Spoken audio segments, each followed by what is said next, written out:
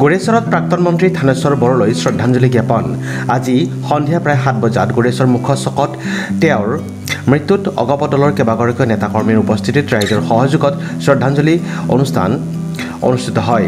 প্ৰয়াত মন্ত্ৰীগৰাকীৰ প্ৰতিচ্ছবিত বন্তি প্ৰজ্বলন কৰাৰ লগতে পুষ্পাঞ্জলি প্ৰদান কৰাৰ জৰিয়তে অসম চৰকাৰৰ প্ৰাক্তন মন্ত্ৰীগৰাকীৰ প্ৰতি শেষ শ্ৰদ্ধা নিবেদন কৰা হয়। তামুলপুৰ জিলা অগপৰ সাধাৰণ সম্পাদক বিশ্বজিৎ ডেকাই আগধৰা শ্ৰদ্ধাঞ্জলি অনুষ্ঠানত 1 মিনিট মৌনতা অৱলম্বন কৰি মৃতকৰ আত্মাৰ চিৰশান্তি কামনা কৰা হয়। উল্লেখযোগ্য যে আজি 17 মে'ত পুৱা 7:08 তেওঁৰ দেহাৱসান ঘটে। দীৰ্ঘদিন ধৰি যকৃত, বৃক্ক, হৃদ আৰু মধুমেহ ৰোগত আক্ৰান্ত হৈ আছিল প্ৰাক্তন মন্ত্ৰী থানেশ্বৰ বড়ো। অসম চৰকাৰৰ প্ৰাক্তন শিক্ষা আৰু ৰাজহ বিভাগৰ মন্ত্ৰী হোৱাৰ উপৰিও 3বাৰকৈ ৰঙিয়া সমষ্টিৰ বিধায়ক আছিল থানেশ্বৰ বড়ো। তেওঁৰ বিয়োগত অসম গণ পৰিষদ দলৰ শিবিৰৰ লগতে ৰাজ্যজুৰি শোকৰ ছাপ পৰিছে। গোৰেশ্বৰতো তেওঁৰ মৃত্যুত গভীৰ শোকৰ ছাপ পৰিছে।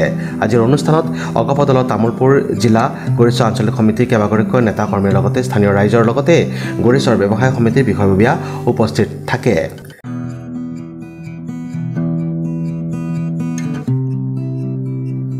পটভূমিত যেটো অসম গণ পৰিষদ দল গঠন হৈছিল, অসম আন্দোলনৰ পটভূমিত গঠন হোৱা দলটোৰ উপসভাপতি আছিল তেখেত শ্ৰীযুত থানেশ্বৰ বড়োদেৱ। আজি তেখেত আমাৰ মাজত নাই। আজি ৰাতিপুৱা 7 বজাত আমি খবৰটো পোৱাৰ লগে লগে আটাই মৰ্মাহত হৈছোঁ আৰু তেখেতক আজি চৰকাৰী মৰ্যাদাৰে ৰঙিয়াত শ্মশানত, ৰঙিয়াৰ হিন্দী ফিল্ডৰ ওচৰৰ শ্মশানত তেখেতক অন্ত্যেষ্টিক্ৰিয়া সম্পন্ন কৰা হৈছে।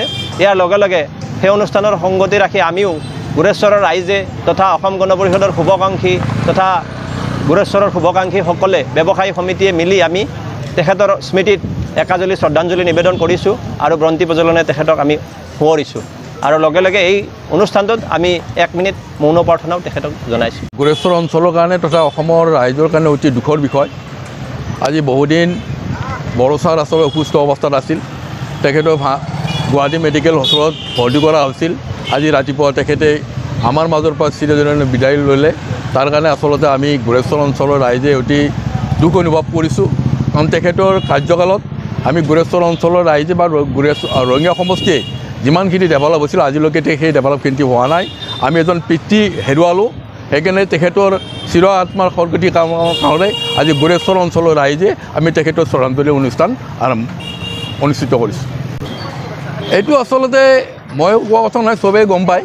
আচলতে তেখেতে যিমানখিনি আচলতে শেষৰ হেৰিত যিমানখিনি পাব লাগিছিল আচলতে কিছু তেখেতক আচলতে বিত্ৰি কৰা হৈছে। এইটো কিন্তু অপি হ'লেও সঁচা কথা। Desk report, news express, Assam.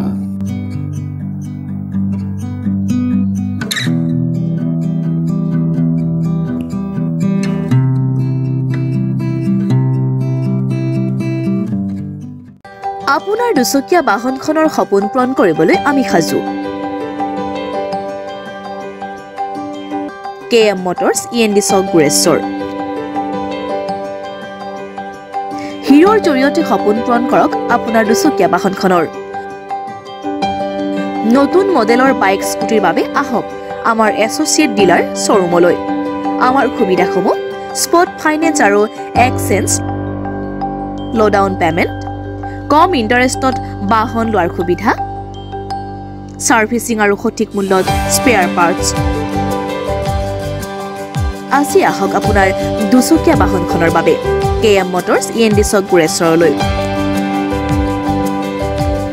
আমাৰ যোগাযোগ নম্বৰ 9954053813, 6900377177 আৰু 9127289318। আজি আহক আপোনাৰ দুচকীয়া বাহনখনৰ বাবে KM মটৰ্ছ END চক গোৰেশ্বৰলৈ।